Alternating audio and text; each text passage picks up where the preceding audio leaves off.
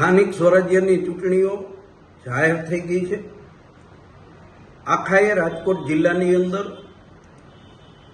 અને ખાસ કરીને આખા ગુજરાતની અંદર ભારતીય જનતા પાર્ટીની ગામડાઓ પ્રત્યે, નગરપાલિકા વિસ્તાર પ્રત્યે જે ઓરમાયું વર્તન છે એનાથી ખેડૂતો, આમ જનતા, બેરોજગાર યુવાનો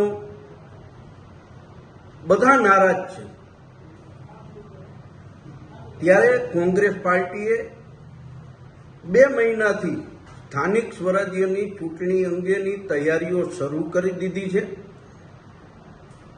લોકોમાંથી સારો રિસ્પોન્સ મળી રહ્યો છે અને અમને વિશ્વાસ છે કે કોંગ્રેસ પાર્ટી તાકાતથી આ ચૂંટણી લડશે અને રાજકોટ જિલ્લા પંચાયત, મોટાભાગની તાલુકા પંચાયતો ઉપર ફરીથી કોંગ્રેસ પાર્ટીનો ધ્વજ લહેરાશે એવો અમને પૂરો આત્મવિશ્વાસ છે। ખેડૂતોને પોષણક્ષમ ભાવ નથી મળતા, મોંઘવારીથી આમ જનતા ત્રસ્ત થઈ ગઈ છે। લોકોની નારાજગી આ ચૂંટણીની અંદર ખુલીને સામે આવશે ને સામે ભારતીય જનતા પાર્ટીમાં જે પાયાના નિષ્ઠાવાન કાર્યકર્તાઓ હતા એ કાર્યકર્તાઓની નારાજગી ખુલીને દેખાઈ રહી છે।